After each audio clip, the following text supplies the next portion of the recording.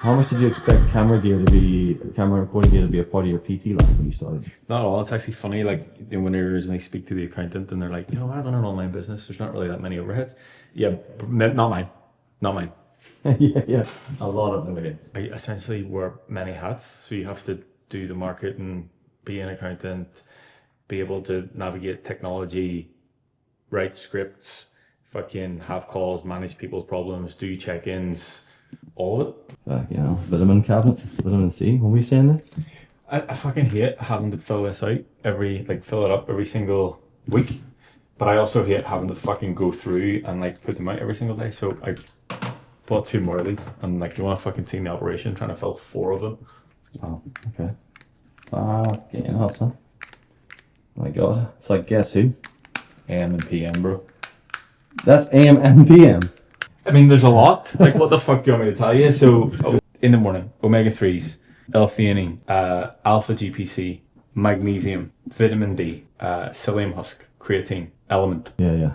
Nice. Mango chili one. Actually, the lemon habanero one is my favorite, but it's always out of stock. And they have a new lemonade salt, which I've pre-ordered. That's where I'm at with salt. That's in the pre-order list. So, there's a lot. So what we'll do is we'll take it out, we'll set it up properly, and I'll go through it because a lot of people ask me about supplements in general. So we will do that. Tune in for another video. I'm just following you in your direction in terms of what I'm doing and what I'm saying. Okay. But we're recording an intro to a brand new YouTube channel, telling my coaching story. Yeah. And how the fuck I've ended up here. Yeah. So basically just shooting content. Yeah, just doing content. A couple of content guys.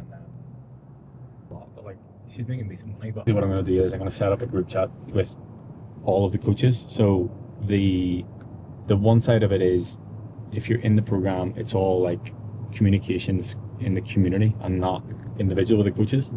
But I do think there's a benefit to having all of us plus the individual in a coaching group chat. Number one, so we all know what is going on, but another space for them to share if something's not in the group or whatever.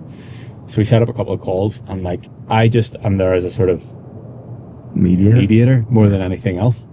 So I let him have the call, and obviously he'd been dealing with the check-in, so they knew the problems, whatever else. He's back and forward, and I was taking notes, and I was like, look, this, I just have to say this at the end. And I was I had to play dad and just give the fucking truth. And then we come off the call, and Tom was like, I always try and play the nice guy. I was like, but that's not going to fucking get you anywhere. And I said, what you need to do is, you can approach it one of 2 ways. You can either ask them, if you're frustrated about something, instead of always being empathetic, and instead of always just wanting to be the nice guy and say it's okay and give them a fucking pat in the hand and tell them everything's going to be all right, just ask them permission to be honest, yes or no. I felt like everybody's going to say yes to that, and then you can just fucking give it to them. Say, what do you need from me in this situation? Do you want me to be your friend, or do you want me to be your coach? I imagine the majority of the time they will say they coach, and it just gives you that permission to just fucking offload everything that you need to say. And I think that that's the bit that's needed, because they're not paying for a friend, they're paying to get out of the fucking shit show that they've built of their past 20, 30 years. And he was like, that's a really good way to deal with it. So it's not really taking, because he's a nice guy personality, but that's not going to benefit his coaches, him being a nice guy. Be like, oh yeah, I'll work with Thomas, he's a real nice guy. That's not what we want. Yes, he is a nice guy, but yeah, we want them to be there to deliver what you need delivered. But I did say to him after, I was like, look, I don't ask for that anymore, because I just feel like that's the person that I am. But I think for me, I tell them what they need to hear. I'm just honest with them, and I think that that's sometimes what they need. And I noticed this quite a lot with I'll use Dave as an example. He probably has a lot of people around him that just agree with him, and they just he isn't often told no or confronted in the things that he said. So having me confront them, I would imagine, was almost refreshing. Do you know what I mean? Calling him out on something that potentially doesn't get anywhere else in his life. So being able to call people out on their own bullshit, because the writing's on the wall. If you're not doing the thing, or you are doing the thing that's not working, you need to just be honest with the person and give them what they need to hear versus what they want to hear. So we are at Cityside. We're going to go into Gymco, and you're going to tell me what I need to say here. This is where it all started. This is where I coached for 3.5 years. It's the only gym I coached full time out of. Or do you think back and think fucking up, feels so far away? There's a couple of times. The day that I went up to sign the documents for the mortgage for the gym, I went up with Ali and I met him in this car park and he chose it, and I don't know whether it was intentional or not, but I sat here in the morning looking up and like, fucking hell, what a journey. But yes, life is much different. We'll wait so we can get a lift by ourselves. Used to be funny, like on a Friday afternoon, like coming down from the lift, all the older ladies that were in the bingo used to be in the lift, and it used to be the most intimidating lift that I've ever been in. You know, like they're standing and one of them has the fucking tubes up her nose carrying the oxygen tank and like a plastic glass full of vodka, and they're like going out for a cigarette, and I'm like this.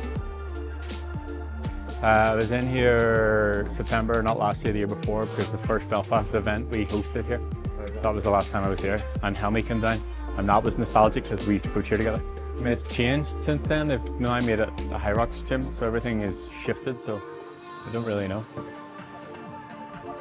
I was going to talk to you, but I'm glad you took it out. It's not, High Rocks isn't really my bag. I guess it's set up for stations with like ski erg and prowler push and rower, and I don't really know. I don't like cardio, I don't like running, and you have to run 8 kilometers separately, 8 times 1 kilometer. I'm not even in for running 1 kilometer.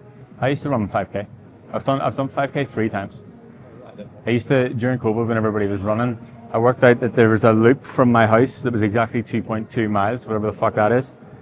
So I started one day and I ran it, and I was fucked by the end of it. And then 2 days later I ran it again, and I did that 4 times. And then every time I got faster, and on the 4th time I was slower, and I was like, well fuck that, that's my running career over, I'm bored with it now. That's us. Cheers buddy, thank you. What's one favourite memory from working on a gym floor, or one thing you loved about back in the day working on a gym floor that you maybe miss now? I'll give you one of my favourite memories about working in the gym was I used to have a client called Phil, and his mum used to train at the gym, and she stopped me one day and she pulled me aside like real emotional, and she was like real small, and she was like, I just really want to thank you. And I was like, what for? She goes, like, what you've done with Phil, like you've genuinely saved his life, and started just going on about thanking me. And that was the moment that I really realized the power of what you can do as a coach. How does that translate now to being online? Yeah, I feel like you still get those comments or similar comments, and even the video that you sent me yesterday, just with like all of the bits that you had recorded of people and what they said, like that was the first time that somebody had actually acknowledged it at that scale. So I think that's why it hit the most. And I think in the worst way possible, I now take that for granted. But even Randy texted me the other day, he said something like, I hope you already know this, but I just want to thank you for the work you do. You're literally saving people's lives. And then commented on there being like, I'm not dying, by the way, just a conversation I had yesterday, I thought I needed to tell you. Like, I think that on both sides of the scale, people don't understand it. Number one, I don't think that the people, like the clients, I don't think they understand the potential that is in what can be done in a coaching relationship if you have the right coach. I also think as a coach, you don't understand the number one potential that you have to do that for the person, but also the responsibility that you have in what they are trusting you with, like their health. And it's, like, that is one thing I don't take for granted. Like the level of trust that someone has in you as a person to help them navigate those things. In terms of your job, like what do you, like where do you see the value that you bring for people? Right. Wonder Day. Do you think that's the elite little night of meat? Yes. No, the Darnell one is. Give me a tenner, dickhead. Slide the laptop off. And it hasn't always been this way. Is that right? And it hasn't always been this way? Or it hasn't always been this way? So I'll do this bit. This video isn't about that, and then once I get there. Yeah. What did I say again? It hasn't always been this way. Where we're walking. I am over 2 spaces though, so it might not just be the parking problem. Tell me again. This video is a story of what happened next, how I hit the wall. This video, no. This video is a story about what happened next. I need to eat soon. So, absolutely fine. It was your idea to come here. I'm not confident in a line, but I mean, I'm sure after 25 takes, I'll get it. Yeah, just turned 18. Where was Ollie's? There, still there, I think. That's Ollie's. Yeah, underneath. Well, I was 18, so almost 20 years ago. Fucking hell. And I worked behind the bar, very much so, but it fitted the version of me at the time. It was absolutely ideal. You just have to think that people maybe don't understand about you in general. Thought that I used to be a fucking pisshead. Yeah. Yeah. Yes, they absolutely do not. Yeah. So I guess that's why we're shooting this video today, to sort of give a little bit of a background, because number one, I think I almost forget about it because I've went through so many different versions of myself, but also to tell the story that people don't know. Are you going to continue to walk? Like, what's I'm going to walk backwards with you here.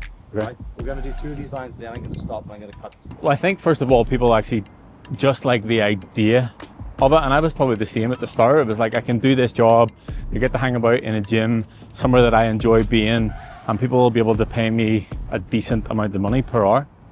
But they don't actually take into consideration that you're working with a human that has potentially infinite problems that you don't even know about, but also that you can help them fix and unfuck.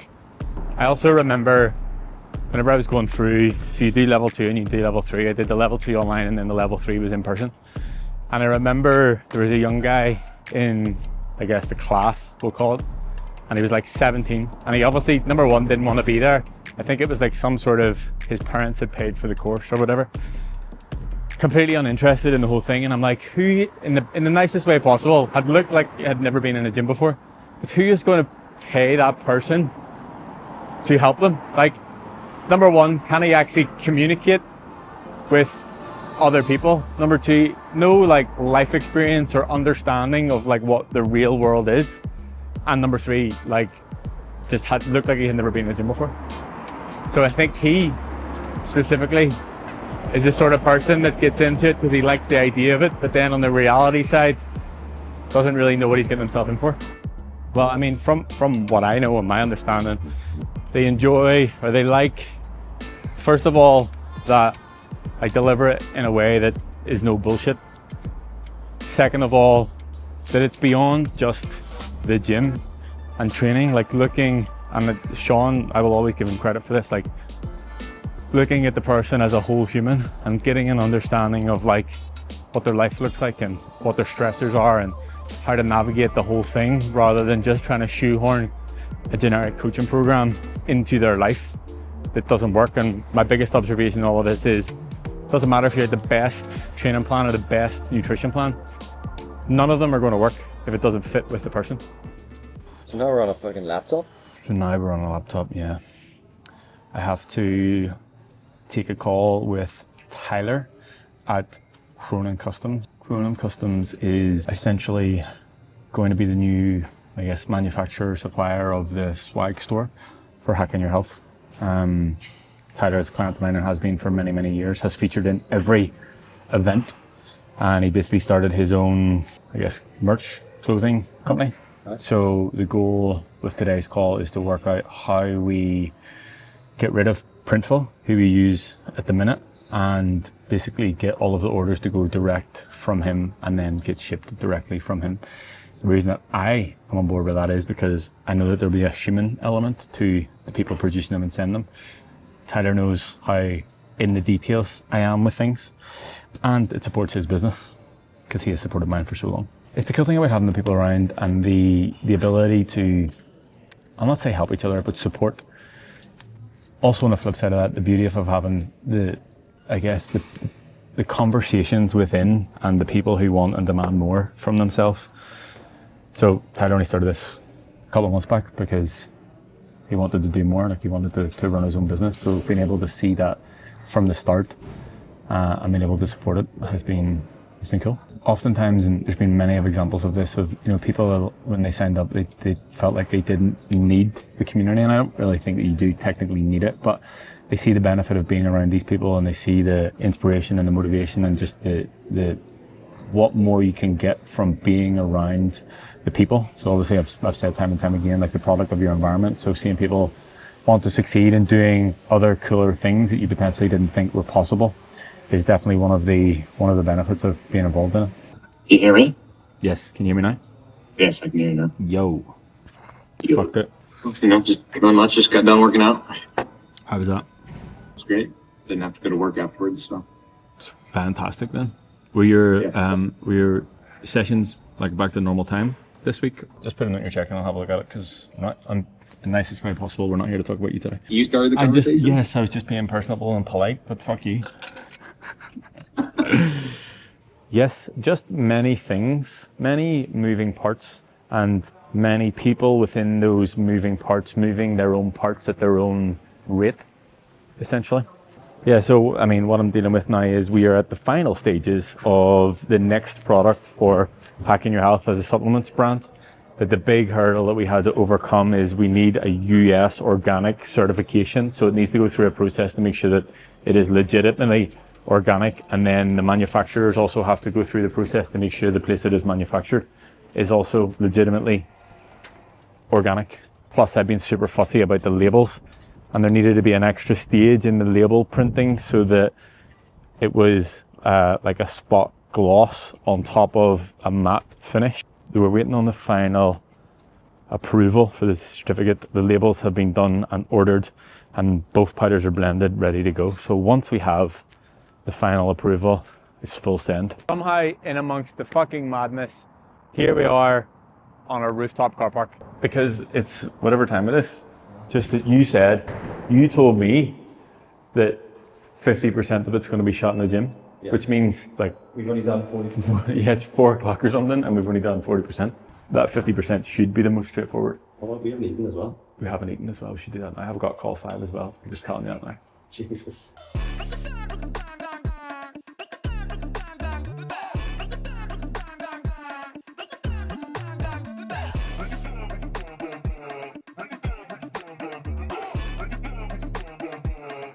I think this is part of the process. Like, this is what I wanted. Do you know what I mean? I guess the freedom that comes at a cost of not freedom. And I think the not every 2 days being the same. My words aren't making sense anymore. I guess the structure of most of my days is the same, but the stuff within the structure is the things that change. Monday is a complete coaching delivery day, so all check-ins happen on Monday, all programming, then I have a group call, and then I have space in the afternoon/evening for client calls. Tuesday has always been my creative day, which was just meant I didn't book anything in my calendar, but I've now split it into the first half of the day is building, so building out the landing page for Endgame or something that needs done to work on the business, and then the second half of the day is left for promoting the business, so whether that's writing emails or writing scripts for content or creating content or scheduling content or replying to emails, just stuff that will get clients into the business. Wednesday, Thursday, Friday follow that same format but slight variation, so I'll record a podcast on a Wednesday. Thursday, again, I have a group call that sort of splits up the day, and then Friday there's a lot of freedom, which is today. But I mean, this obviously is an anomaly in all of that because I just blocked off the entire day for making movies and doing adventures with Dill. A big content guy now, apparently. I fucking feel like all I'm doing is creating content. So energy. What? Can I not just open it? Like, can I not do the whole thing instead of standing like a fucking gimp? I'll manage, don't worry. Right, we're done in Belfast, so Dill wants me to tell you a lie. We're going to get food, get home, and get a call in 35 minutes. What's that going to happen? So we're not getting food first? All then the food? Home call food? It depends what type of food you want, because I could get the food to come to the house. But what do we want? Fucking chicken. Okay. I mean, you know the one that had news, quick call. We're back. Yeah. Meal, but given the circumstances. Not the most optimum meal, but given the fact that it's 5:23, the last time I ate was 4:45 a.m. I had a bagel before I went to the gym, and I literally have only consumed caffeine and stimulants since then. We needed something that could be delivered, which limits us pretty much right away. Something that was quick and something that had a protein source. So, I mean, I got chicken, essentially. Which actually, when you look at the calories and macros, isn't too bad. Fantastic. Somehow she found that. Food eaten. We've refueled. It's 6:24 p.m. And we're about to go in here and do some more stuff. I'm just going to continue to just do what you tell me to do. Just me, mate. Stand here in the gym. Yo, my name is Ben Canning, and I run an online coaching company called We Hack Health. bit more enthusiastic than that. Yeah. So I just need you to do, all I want is a couple of pull-ups. So just up, and then say the sentence at the top, right? So the first sentence is, what if I stop acting like a piss hit? So just pull yourself up.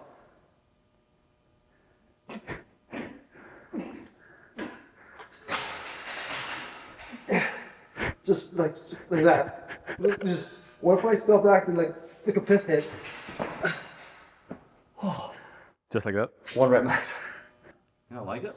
Running out long like it? I don't really give a fuck. So we finished filming for the day, but we're still filming for the day. It's 9:15. We have been filming together since 8 a.m. There is an importance to taking days like this to just like get the fucking thing done. But the other side of it is I've taken a complete day out from responding to messages and clients. I got everybody checking them this morning before Dill came over, but there's still endless follow-ups, Discord notifications, text, emails to get back to.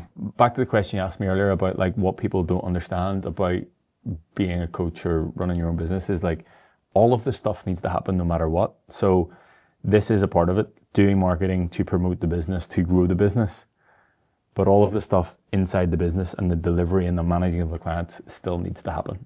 This is genuinely the real side of running the business. Like this is what it takes. It's the long hours. And truthfully, like this is the bit that I actually really enjoy. It's the ability to just execute at a rate that nobody else is willing to do. So if that's something that you want to see more of, whether it's in terms of running a business, being involved in fitness from a coaching perspective, from a client perspective, from a fucking content creator perspective, stick around. There's maybe something here for you.